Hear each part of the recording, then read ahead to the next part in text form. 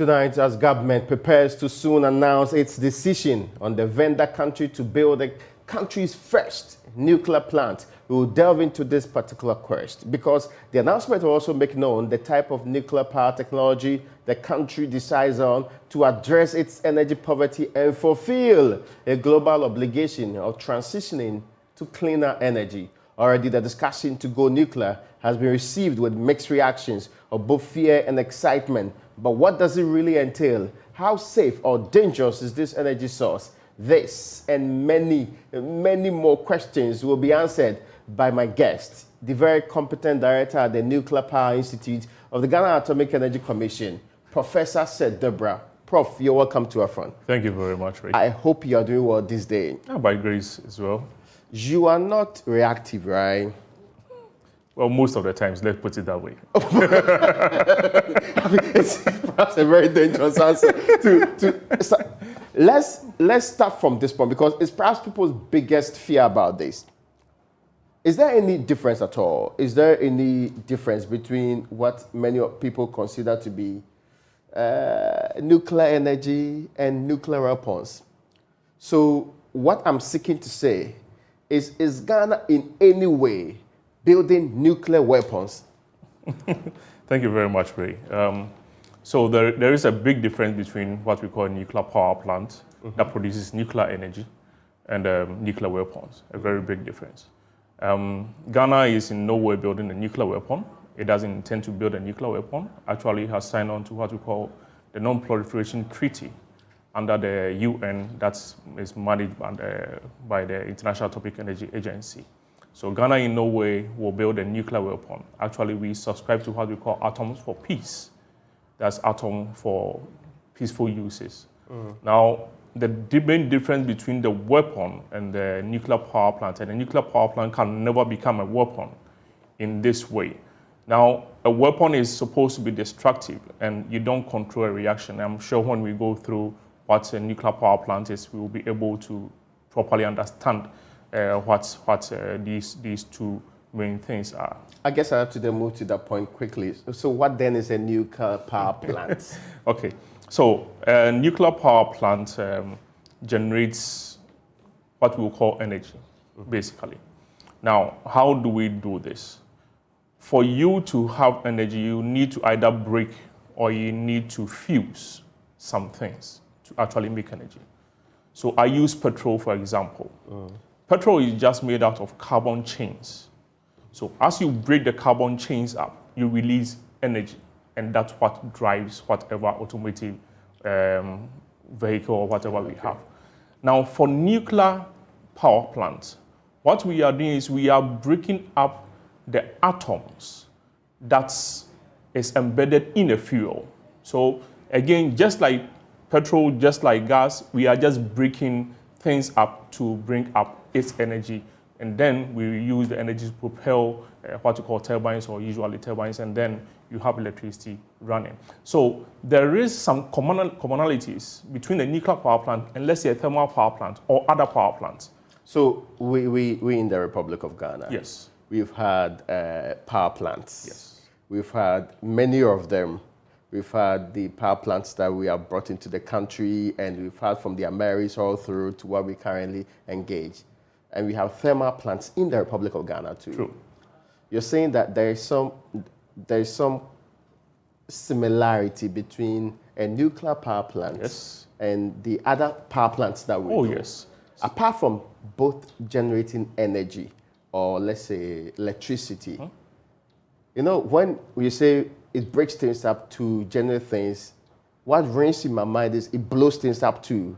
Okay. So yeah. So when I say you need to break something up to make up energy. When you eat, your body don't just take the food. It needs to break it down. Okay. To get the energy out of the food. Same thing for the nuclear power plant. Same thing for a gas power plant. Same thing for other power plants except hydro.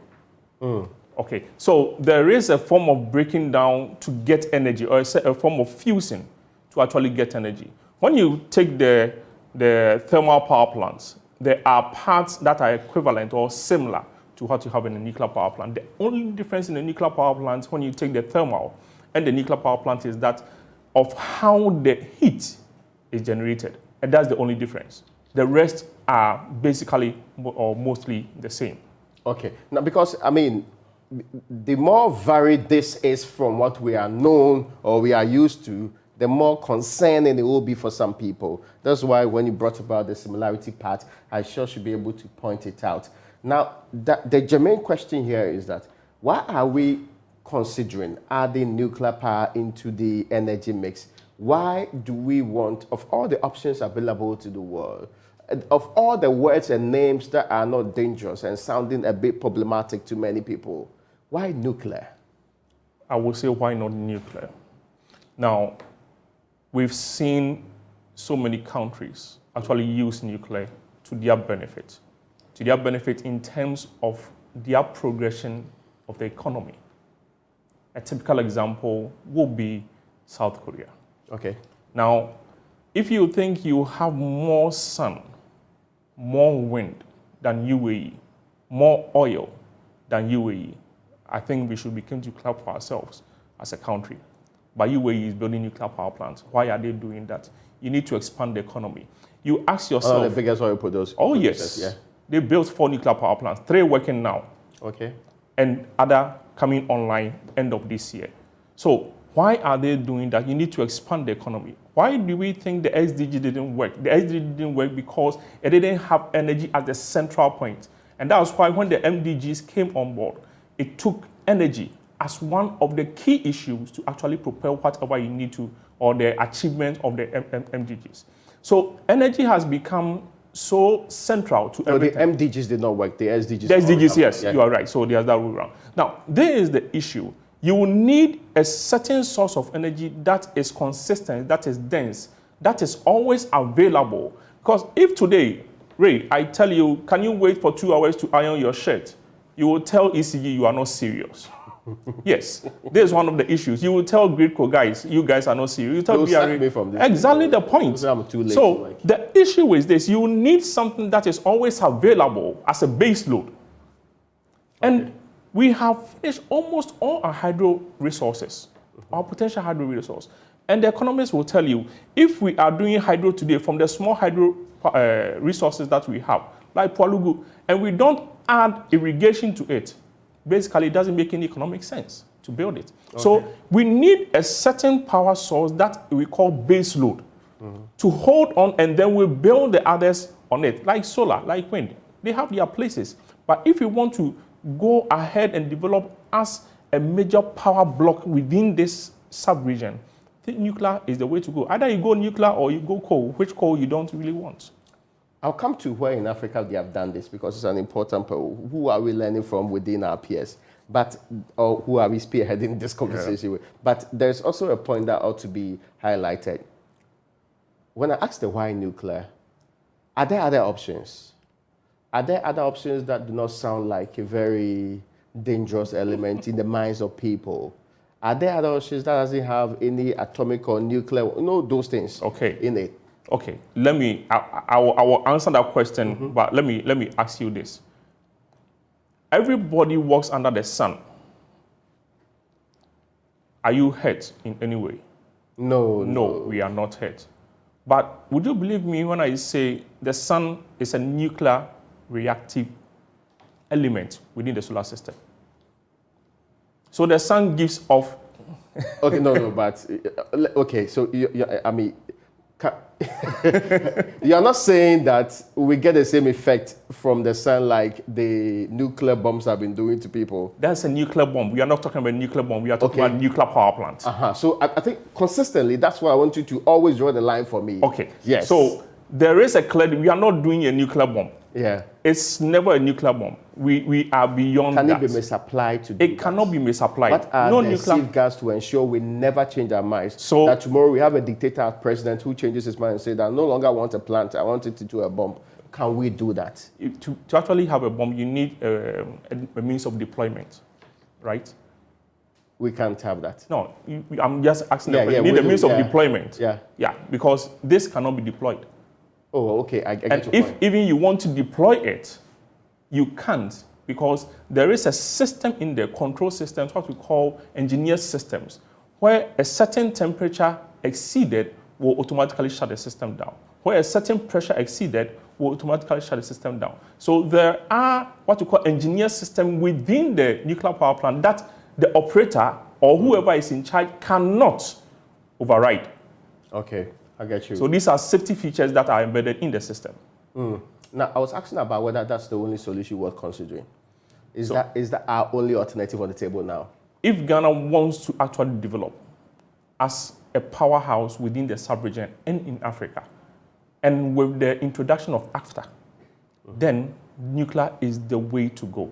We cannot more waste time. We started this 1960 somewhere. Oh, I see. It's not recent. It's not recent.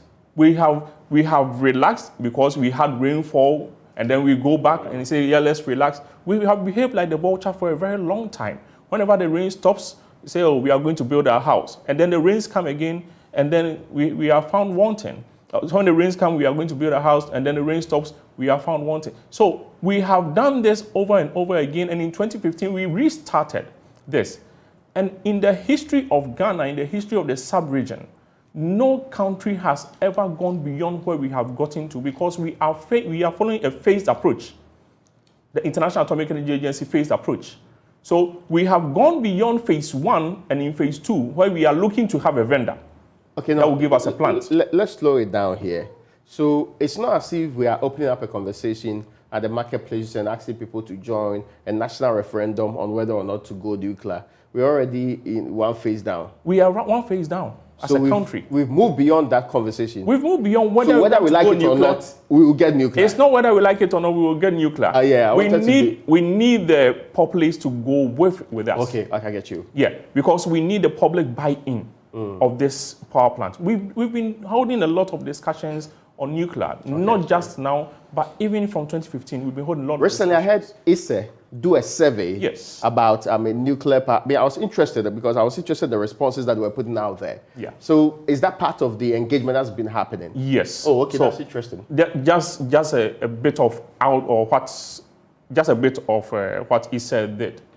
It will interest you to know that industries, over 92% of industry players in this country wants nuclear established within this country. So who are the industry players anyway? So you talk about AGI. Oh, okay.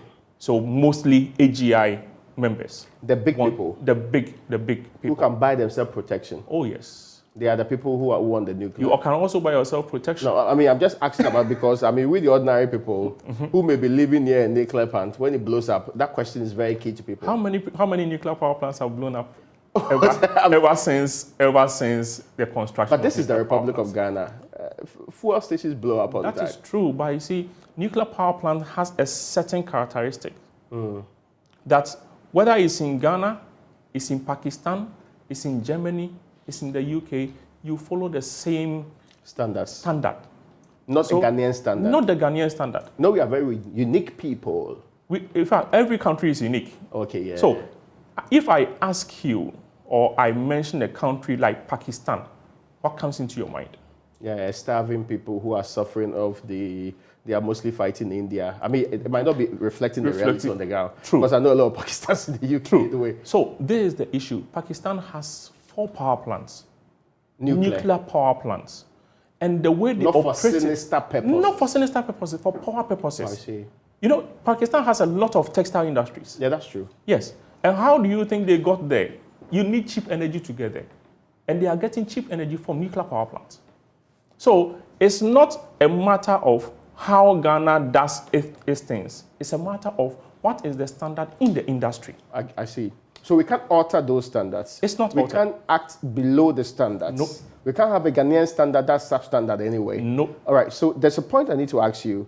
We have always discussed our energy mix. We have always consistently talked about our landscape and the thinking we want to do going into the future. Has it always been our vision to put nuclear on that table? As I told you, from 1960. So when Nkrumah cut the sword for the hydropower plant, 900 megawatts hydropower plant, the idea was to have nuclear follow. Okay. So if you read Nkrumah's 7-year plan, it's clearly there. Nuclear is actually mentioned. Yeah, but there are so many wonderful things in Kumatoto that we don't do today. Oh, well, we are going back to it. That's interesting anyway. So yeah. there is it. When you look at the energy transition plan that the Ministry of Energy did just recently and launched, you see nuclear over there. Oh, I see. When you go back and see what they call the energy, they used to have a certain document, policy document that they were following at the Ministry of Energy before the transition plan. And you see nuclear in there. So nuclear has always been in the conversation. It's not that we just rose up today and say, hey, let's go nuclear. No. I was reading a report from 2008 where there was a presidential commission also done some work on that. I was interested in that because because many may have heard for the first time or even now hearing about Ghana's plans for nuclear, I was particularly interested in how far we'll be having conversations on this. True. So do we have a deficit in terms of energy? Is that why we are asking for nuclear? Currently we don't have a deficit in terms of energy. Because government talks about excess capacity all the time. That is true, but as a physicist, as an engineer, I will take it this way. If I give you a bowl of soup to take, and let's say you have to consume one bowl to be full, and I give you half a bowl, do you have excess? No. Why am I saying this? Your access to electricity is around 80 or close to 90%. Let me put it that way, or 85%. And access is when we have the grid going through your area, not when electricity is connected to your house. Oh, okay. So when you look at it carefully, let's say everybody has electricity connected, the 82 plus, everybody has electricity connected. What about the others? The 18%. So how are you having excess capacity? When you have industries, when you have hotels switching from electricity or from the grid to their generators, just to get out of a certain bandwidth of tariff. That's interesting. I mean, government would not certainly be happy with you, but I mean, that's interesting. But that is the truth. That's the reality.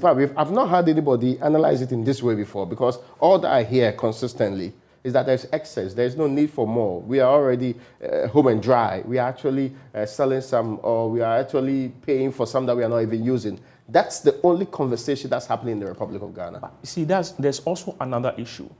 You have excess capacity now, but would you have excess capacity in 2 years? Oh, okay. So that's a conversation. Planning for the future. Yes, that's a conversation we need to have. And nuclear is not such that today you want it, do you get it? No. It takes time. It takes planning. It takes execution. Just the first phase has taken us 4 years to achieve. So then I'll come to this question. What exactly did this first phase involve that it takes 4 years, an entire government's tenure to finish? Okay. So nuclear is such that there are rules, regulations, standards you need to follow. So the International Atomic Energy Agency has come out with what we call some form of a roadmap that you need to follow. So there's it. First phase, you need to address the 19 infrastructure issues. When I talk about infrastructure issues, soft and hard. Grid being a hard infrastructure issue. So we talk about national position. What's the position of your government? What are the safety issues in the country? What is the safety culture of the people? What are the procurement laws? How is your nuclear law like? How is the radiation protection issues like? How are you going to handle waste? How are you going to handle the grid if you cannot evacuate the power? So there are issues that you need to deal with, or you need to assess the country. How is the ease of doing business? So you need to assess the country in all these 19 infrastructure issues and come out with what we call a program comprehensive report. Now, these are desktop studies. Even though they are desktop studies, they involve a lot because you need to generate documentation out of this. That's true. And then that documentation will then be used as a basis for you to make a decision. So when the International Atomic Energy Agency come into your country for what you call a peer review mission, what they are looking for are documentation that will allow them to see you've done the work, you know your strengths, you have identified the gaps, and you know how to address the gaps moving forward. So this is what we call a phase 1, or pre-feasibility study, which has been carried out, and it took us some time to get there, including actually narrowing down to what we call candidate sites that we can actually use in building a nuclear power plant. We know that. Come again? We know where we are going to build it. We know where we are going to build it. Where are we going to build it? It will be along the coast. Yes, a very large stretch of coast we have. Yes. From Azim straight down to Qatar. Yeah. The question I'm asking is, where exactly will we build? So the president will come out, or the minister will come out and announce it when we are going to cut the sod. Why does it sound a bit problematic to you? It's not problematic because we are living in a country where when projects are coming, individuals go and buy lands there and make the project problematic. Oh, I see. Yes. Or you are afraid that people will reject it if it's being built close to them? For your information, for the information of the public, the people we are dealing with actually want the nuclear power plant. Because as part of the stakeholder... I've never been involved in any... let's be fair, I've never participated in any referendum as a law-abiding citizen of this country that dealt with dealing with what they call nuclear power plant. A nuclear power plant. When did you get this general buy-in from the people? I'm asking you, the hydropower plants, the solar power plants... That was for now. No, did you? Yes. I'm talking about nuclear. So, they didn't send signals to me in the first place. In the first place. But nuclear, has history. So, in every country, unless there is a need for a referendum, there's no referendum. No, I'm just asking, how did we get a buy-in? So the buy-in, I'm talking about the local area. So we are talking about sites. We have identified the area. We have identified the area. So we are talking about sites. The region, right? Which region it will be in? It will be along the coast. Yeah, there are several regions, from Western straight down to I will not want to take that out of the minister's sale. Would it be in the central region? It will be along the coast. My father is from the central region. Will it be from there? It will be along the coast. I mean, you should be able to give me something that I can take on with so that people can... It will be along the coast. But you've already engaged them. So some people will know in this country that they are going to have this country, but at least it will be localized. Oh, I see. Yes. I mean, I sure should ask people to send me messages when they already have conversations about whether they are going to be the site where they will build this nuclear plant. But, I mean, it is a question I'm asking to that. And that question is also about whether it's dangerous to build and own a nuclear plant. First, let's start with, because when you say danger, we're talking about the people who live around it first. Yeah. Would it be safe for anybody to live in the vicinity, whether proximate or a little bit far from it? Let me answer your question like this. We were in Japan for a scientific visit. Luckily, one of your colleagues was with us. And he saw a neighborhood that is built around a nuclear power plant. Japan? Yes, Japan. The Hiroshima people... Hiroshima, Nagasaki.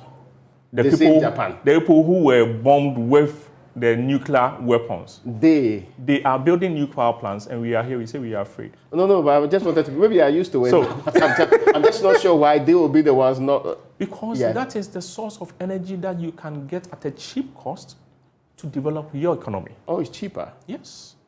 Okay, that makes sense to me. So, it's dense. It's available 365 days in the year, 24 hours, for 7 days, within a week. There is no time the nuclear power plant is not running. We'll talk about the cost, because you said it's cheaper, I like it. But is it safer?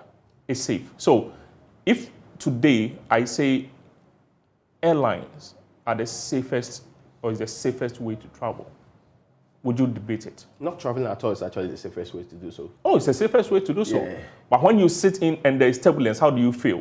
Oh, that's terrible, actually. That's terrible. Yeah. Beautiful. So, see, there are safety systems built within these things. And it's the same principles that we've built a nuclear power plant. So we have what we call defense in depth. So for every nuclear material, there's a barrier that goes around the nuclear material, and that barrier is also enclosed by another barrier. So there's defense in depth. So there are safety issues that are built within the nuclear power plant. I will tell you this, so we have generations of nuclear power plants. So you have what happened in Chernobyl, what happened in 3 Mile Island. Those are generation 2 reactors. As in where there have been accidents related to nuclear power. Accidents related to nuclear power plant. So there have been 2 major accidents related to nuclear power plants. Yeah. So you have the Chernobyl one, and you have the 3 Mile Island. Fukushima was not a nuclear accident, and the Japanese will tell you. Oh, okay. The weapon part is not an accident. Fukushima wasn't the weapon part. Yeah. It was the nuclear power plant. Oh, yeah. So you had earthquake, you have tsunami. that swept away the various protective measures that are supposed to go with it, and it couldn't cool down. So you had a hydrogen explosion. The coastal part of this country is also an earthquake-prone zone. So I've read. You've read. Yeah. So you may want to check again, because there are areas that are much more stable. Oh, I see. But Ghana itself is kind of an earthquake-prone zone. Yeah. But we always design nuclear reactors to suit those earthquakes. Japan is an earthquake-prone zone. But they build their reactors to withstand earthquakes. So it's not that once it's an earthquake-prone zone, we can't do anything there. No. We can do some things there. That's why the engineering is very important. Okay. You're talking about the safety. You're talking about the environment where it's built, and you brought in the examples of where people have felt accidents have happened. And it's quite striking, right, that of all the fears that many have about nuclear accidents, is only 2 that are on record in this particular case. Not, okay, you can say on record. Yes. Because actually that's what happened. These are the facts. There is no other nuclear accident that is reported elsewhere. Okay, so we have over 400. This is one of the most interesting things. The International Atomic Energy Agency knows where all the nuclear power plants are. So we have 400 and over nuclear power, 450 plus nuclear power plants operating worldwide, 2 in Africa. Now, in terms of how many are being built, over 50 are being built in Asia, Europe, the Americas, all over, except, so maybe now 2 in Africa. So in terms of safety, I think I'll go back to your safety issue and the people living around there. In terms of safety, I will stress again, nuclear is the safest power plants you will ever work in. So you working in a nuclear power plant, you living around the nuclear power plant, is even much more safer than living elsewhere. So I give you an example. I mean, you need to explain this one. Let me give you an example. We eat cassava in this country, right? I mean, see, at some point, you say living close to the danger is a safer point than living far away from the danger. Yes, I'm coming. See, you see it as a danger. Oh, okay, yeah, of course. Exactly the point. See, that's where you are coming from. Okay, that's the point, yeah. Exactly. So if I disabuse my mind of that... You will not see it as a danger, but you see it as a tool. Marie Curie said this, and I paraphrase, nothing in this world is made to be feared, but to be understood. But she died of radiation. Yeah, she died of radiation because she didn't fully understand it. Oh, okay. Because there are 3 things you need to do around radiation. You need to distance, time, and shielding. She didn't fully understand it. She tried understanding it. Okay, so these are the issues. Now, we have cassava. In this country, we all eat cassava nicely. We live under the sun. We have banana in this country. We all eat banana. But if I tell you that there are cosmic rays from the sun, maybe you will not get out of your house again. But we walk under the sun with no fears. There are 7 lights that are emanated from the sun. They are all radioactive. Now, I'm worried about this point because you are just basically driving people away from staying in the sun. I thought they said it gave us vitamin D. Exactly the point. You see, there are benefits to the sun, to radiation, that nobody is talking about. Oh, okay. So today, you go to the hospital, you've broken your leg. They take an X-ray. That you are not afraid of. Yeah, because it's to fix something. It's to fix something. Very good. And we are trying to fix the economy.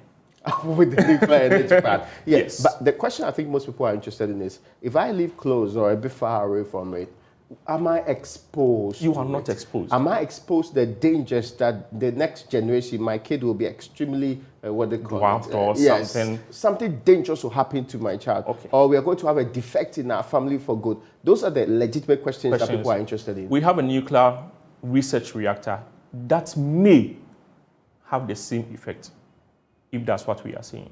I've worked in the nuclear facility for 12 years, going to my 13th year now. Oh, okay. I've known people, Professor Kaho, Dems, who have worked, Professor Emeritus Akaho, my apologies, who have worked in the nuclear industry for God knows how long. They are fine, they have children. Their children's have children. I mean, they may be lucky. So it's not just one in a lot. So you talk about a whole lot of people who have gone through the nuclear power or nuclear research station, they have retired. And their children are even working within the Ghana Atomic Energy Commission. Most people in this country don't even know we have a nuclear research reactor in this country. Most people don't know. We have a research reactor that has been operating for 30 years. And with no incident. Ghana Atomic Energy Commission. Oh, one more reason I should not be using that road. I mean, perhaps that would be safer, right? But it's not blown up before. That's the point. That's where we need to go. We need to get to. No nuclear power plant will blow up. No nuclear power plant will blow up. Never will blow up. The reason why what you saw in Fukushima, or what that mushroom image that has been put in our mind, and whoever did that, I dove my heart out to the present. It's a very clear picture, and the present deja represents everybody when it comes to when you think about exploding. Nuclear. Yes. So let me see, when you're living very far from it, it will still get to you anyway. And you just have to. It's just a matter of time. Yeah. So there is it. There was a similar accident just recently in a fertilizer yard, or let me say a fertilizer barn, where there was such an explosion, that mushroom type of explosion. Everybody thought it was nuclear. It's not nuclear. I'm saying whoever placed that in the minds of people did a very good job. The atomic explosion at the fuel station. See, when you call it, I need you to qualify it, atomic junction explosion. Oh, I see. I get the point. I mean, of course, we've been reporting it that way. So, yes, the explosion that happened at the fuel station at atomic junction. Yes. So, okay, I get the point. It sounded like it was exactly the point. One of those atomic nuclear plants that's been up in the air. Exactly the point. So that is the issue. People are not understanding the issues. People are just taking it and running with it because it's hot cake. It's hot news. All right. So now what I'm getting from you is that the fact that I may even live close to a nuclear plant does not mean I'll be necessarily exposed to it. Yes. And you say the nuclear plant will never explode. Never. Even upon a terrorist attack. Even upon a terrorist attack.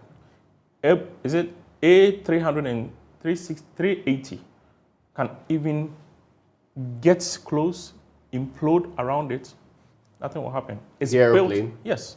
It's built to withstand that pressure. The nuclear power plant dome is 1 meter thick.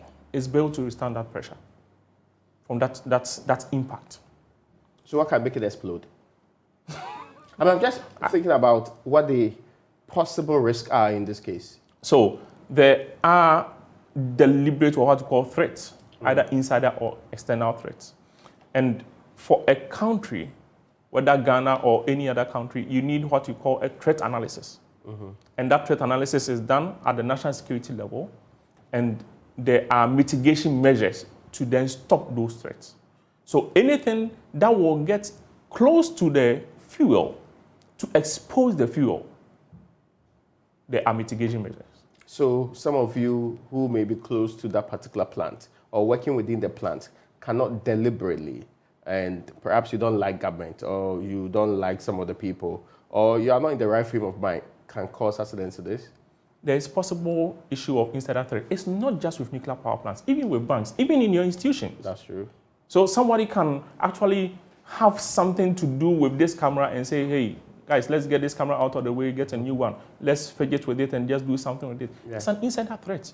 So you need an assessment of the insider threat. So it's not just peculiar to nuclear, it's peculiar to every institution. And if Joy FM hasn't done it, I think it's about time you do an insider threat analysis. Oh, I see. I'm sure. And we can help you with it. Oh, it's interesting to say we can help you with it. No, but my question then is still about people being safe or people thinking that nuclear energy is safe. I think that's the crux of the conversation. Yeah. We put up a question on Facebook and asked people to participate in whether or not Ghana should explore the option of nuclear. I mean, largely there were some positive comments, but some said, why nuclear? Why are you opening us up for possible attacks? And I'll be coming to that question. But some countries are moving away from nuclear power plants. True. Why are we taking on what others are rejecting?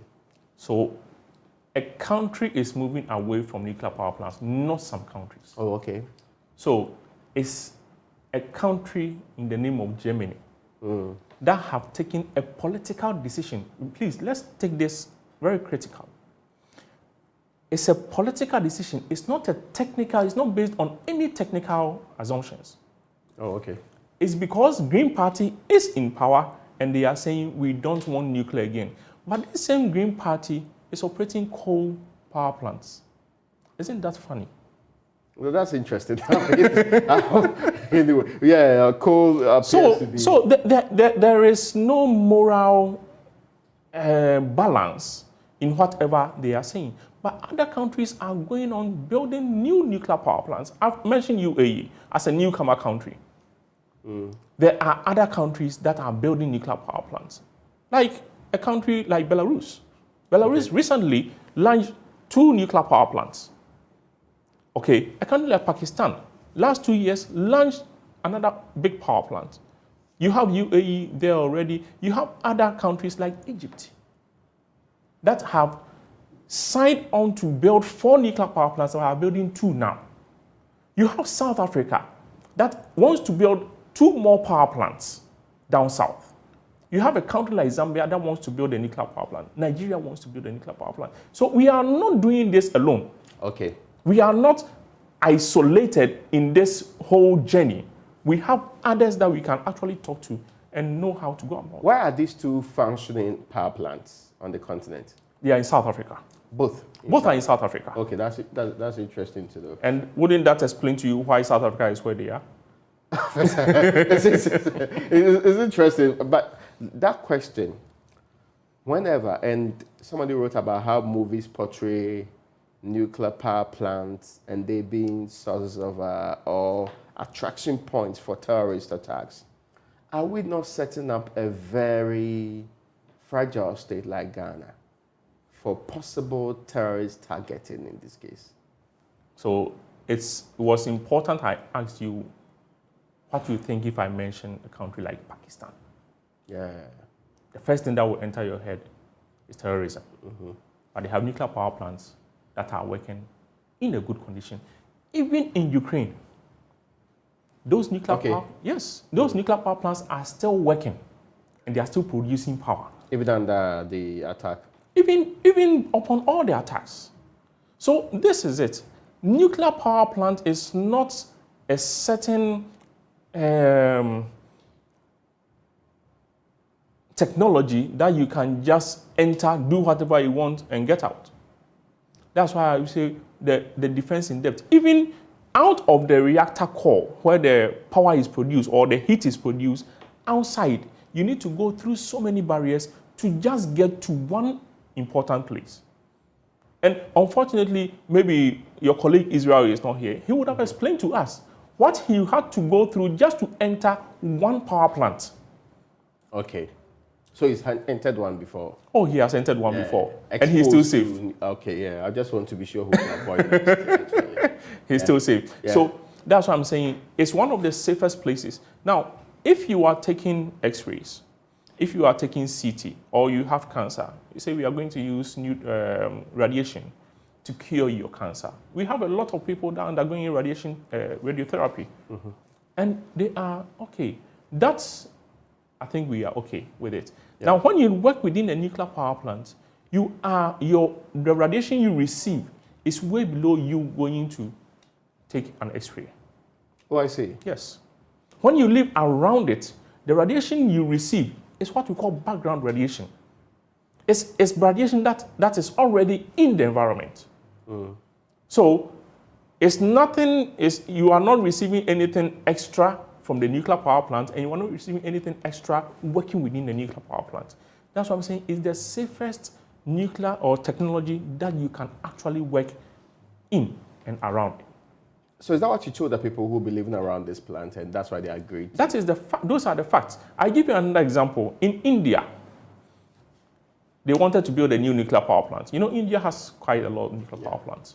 So they wanted to build a new one around the coast. And the fishermen said no. What was the main issue? The main issue was not with safety, because they've experienced safety before. They know what the nuclear power plant stands in terms of safety. The main issue was that it would drive the fish away. True. Now, what did the Indian government do? The Indian government took them to Canada and showed them how they are fishing in Canada. Now, there is it. When the water comes out of the nuclear power plant and is dumped into a large water body like the sea, it's 1 degree higher than what is coming into the sea. And fish love the heat. So they come around there. Oh, so it may aid fishing rather. Exactly. So it also paved way for the fishermen to have higher yield. Oh, I see. And they allowed the plant to actually operate. So when it comes to safety, safety has never been an issue when it comes to nuclear. No. So why is there still some brouhaha around this? So why is there a certain fixation with, no, it might just blow up. It might just cause a lot of trouble. Is it that you are not painting the true picture and that we may see it for ourselves if it actually happens?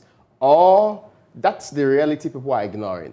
So I would say it's the reality people are ignoring. Why? I go back to the accidents that have happened over the years. 2 major accidents. And we can actually explain why those accidents happen. And the build-up in terms of safety that we've built on those technologies to get to where we are currently. So there is a preconception of people that they are not letting go. And unfortunately, they are passing it on to their children. Okay, all right. So in this country, I will ask you, you went through our education system. At what point did you actually encounter nuclear? As in here, the worst nuclear? Not in nuclear technology or applications of nuclear. At what point in your education? Not at all. I'm not sure. Exactly the point. Because we are not bringing out the benefits of this technology into the public. We have been quite laid back. People are enjoying the benefits, but they are not talking about it. So many people buy apples along the road. Yeah. They go to other places and buy apple. I don't want to mention any particular name. What they have not actually find out is that these apples are already irradiated. They are not bad apples when they are irradiated.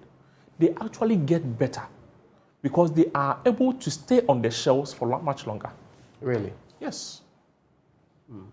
So most of the things that are being brought into the country, they need to go through some form of radiation before they come out. Not to stay on the shelf. Radiation. There is no dangerous radiation. Really? Yes. The exposure that they talk about, the dangers, the one that killed, what they call it, Marie Curie, yeah. So that's why I mentioned distance, time, and shielding. Marie Curie didn't understand shielding. She didn't understand time. Okay. So if I need to get close to a nuclear power plant, or if I need to get to a nuclear material or an irradiated material, there are things I need to get into. We have fully understand the technology. We have fully understood the technology as of now. Okay. That's clarity, but let me bring this point in there. For many people listening to me tonight, yeah, it's okay. Now, it's not as dangerous as people make it look. So the danger part might not be the main consideration. But the why nuclear should come with something you mentioned earlier is cheaper. Why is it cheaper? So we have what we call a long lifetime of nuclear. Current nuclear power plants operate for 60 years. And then you have an extension of 20 years, making 80. The oldest power plant is now 81 years plus. It's projected to go to 100 years. So you have this long lifetime. So if I put in money today, I may end up paying for that money within the next 21, 25 years. And I still have over 60 years to go, over 80 years to go. Basically, I've amortized the cost of the plant. So technically, I'm just using operational cost. Now, uranium is not used for any other purposes than for power or for nuclear power plant.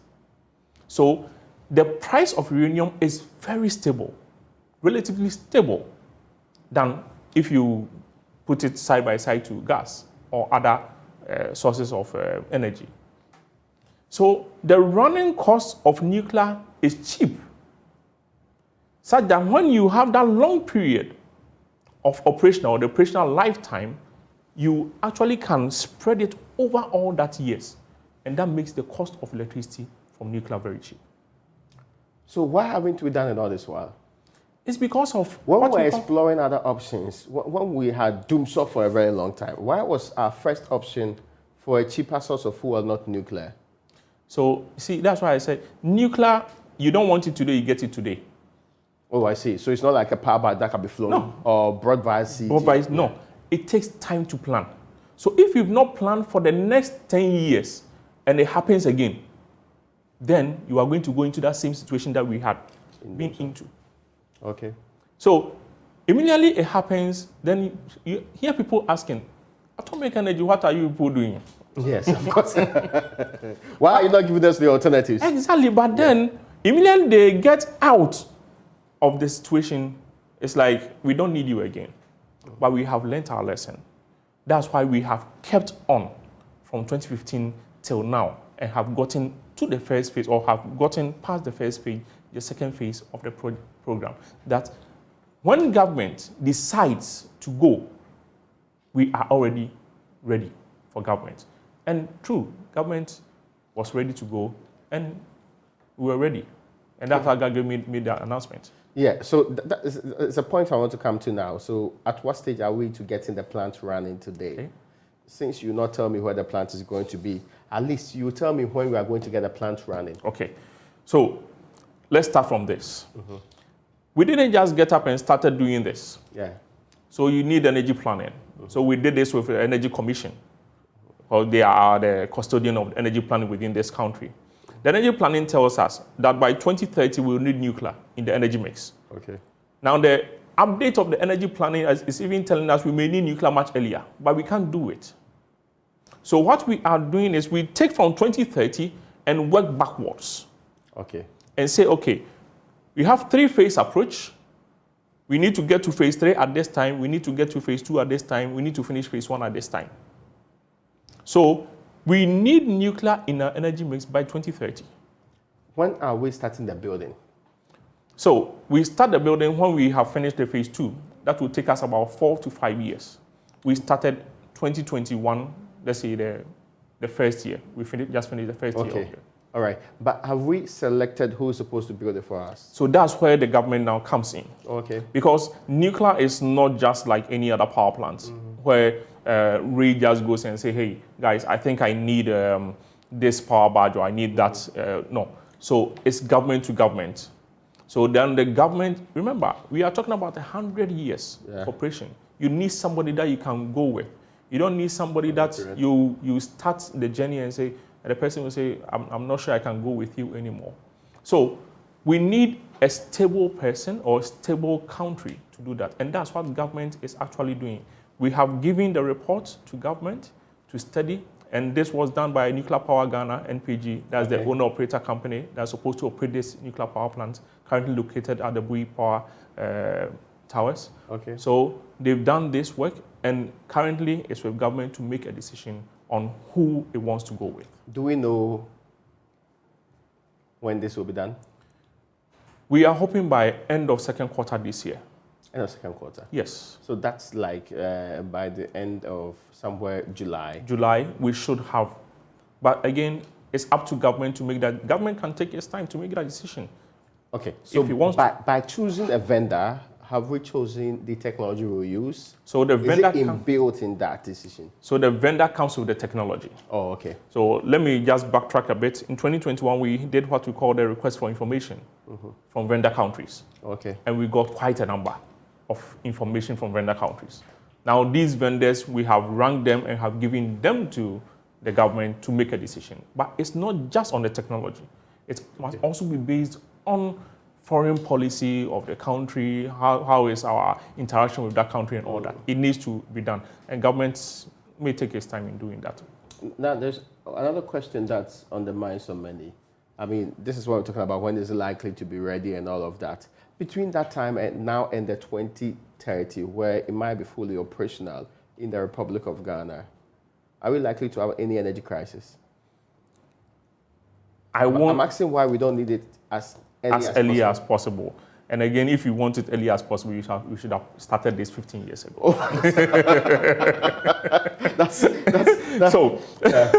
So whether we have energy crisis or not, I think is very much dependent on the Ministry of Energy and how it actually puts things in place. I'm saying this because we have an institution that does energy planning and knows the growth rate of our energy within this country. Yeah. So, and I know they are under the Ministry of Energy. So if the ministry is listening, the technical part of the ministry is listening to these people, I'm not sure we will have doom in this country. Okay, that's interesting. Of course, we've had it in times past, so of course, I mean, it's interesting that part. There's a question. I mean, so I did a query into ChatGPT and was labeling some of the many problems or people's thoughts about nuclear energy. And one of the ones you mentioned was to do with the waste control. That's a thorny conversation. We in the Republic of Ghana that cannot properly dispose of the chunk of our plastics and waste. Can we be trusted to handle nuclear waste properly? I always answer this question with the question. Yes. Let me ask this question. Do you know there are companies within Ghana that uses nuclear or radioactive sources? Not an idea. I'm sure. Okay, no, apart from those ones that hospitals use actually. Okay, so the oil rig, there are other manufacturing companies that use. When they finish using this is more like waste. Do you know we store waste in this country? We don't take it back to the country of origin. Okay. In this country, in a condition that is safe. So it's not that we've not done it before, we have experience in doing this. And waste has never been an issue when it comes to nuclear power plants. Never. People make an issue of it, but it's not an issue. I give you two examples. Again, I refer back to Israelite. And unfortunately, we were not allowed to take pictures, so he can't show pictures of those ones. Where he went into a waste facility and actually touched a cast where waste is stored. From a nuclear power plant. Okay, I get you. So it's not that we cannot control the waste. And what we call waste is actually not waste. What we call waste is actually known as spent fuel. Yes, there are waste when it comes to you enter the nuclear power plant, you need to wear some attire. When you get out, you remove it. Yes, it's waste. But these are very low-level waste. When you talk about high-level waste that people make so much noise about, we are talking about spent fuel. Spent fuel still has about 97% good fuel in there that we can extract and then put back into the reactor. So in terms of storing waste, from the over 400 plus and for over 60 plus years of operating nuclear power plants around the world, waste has never been an issue. The waste that has been produced will fill 2 football fields. And that is it. That is it. The question that follows up on this one, not about when we are going to do this, about how we are going to do this, but there's a bigger question of, we might be desirous of doing this, but where will we get the money to do it? Oh, yes. I mean, we have a debt exchange program currently happening. Yeah. Yes, so we are hard up. I mean, we basically are in a very tight economic condition. Yeah. Where will we get the money to do this? Who funds nuclear plants? Do we actually need this power? Yeah, we do, of course. Yes. Yeah. So what we need to do is we need to know where to get the money from, and there are ways of going about it. There's a power plant currently undergoing construction. It will be finished this year in Turkey, called the Kuyu plant. The Turkish government didn't put in a penny. Oh, I see. In that plant. It depends on how you structure the program. And we believe we structured the program so well that whoever is bringing the technology should also bring some industries to take part of that energy. Oh, I see. So there are ways of doing this. You don't always have money, or you don't always have to have money sitting there to make sure that you can buy a nuclear power plant. Ghana may not be in that position to do that, but Ghana is the most attractive place in the sub-region to put a nuclear power plant. And almost every country wants to do it. Why? Because then it becomes history, part of history, that we were the first to actually do this within this sub-region. So we have what my board chair, Dr. Eni, will call soft power within this program. And we are bent on actually using that soft power to get the nuclear power plant to propel whatever agenda that we have in terms of expansion of the economy. Is it clean energy? Nuclear is the cleanest that you can ever have. Now, you have a system or a technology that in operation doesn't produce any carbon dioxide. Most of the times, nuclear is mixed with coal because they all have a stack. So with nuclear, you don't produce ash, you don't produce nitrogen dioxide, you don't produce sulfur dioxide, you don't produce carbon dioxide or carbon monoxide. So it's the cleanest energy you can ever have within your energy mix. And you ask, why is France saying that they have achieved their target for the, how do we call it, the NDCs? So why are they saying that? Because of their nuclear power plants that they have. They are producing clean energy all year round. This is the most cleanest energy that you can ever have. Prof, we will leave it here. This conversation has to continue. I mean, yeah, I was an opponent. I'm now shifting towards a full supporter of it in the interim. I'm sure many people would have gotten a brighter appreciation of it. The very interesting part is when he said living close to it may guarantee you more safety than living far away from it. Maybe I should move closer to atomic energy now. But many thanks to you for joining us for this conversation. And I'm sure you loved it and you have some clarity on Ghana's first nuclear plant in the offing. Many thanks to you also for joining us in this wonderful conversation. Prof, I appreciate your coming in the studio. Thank you very much.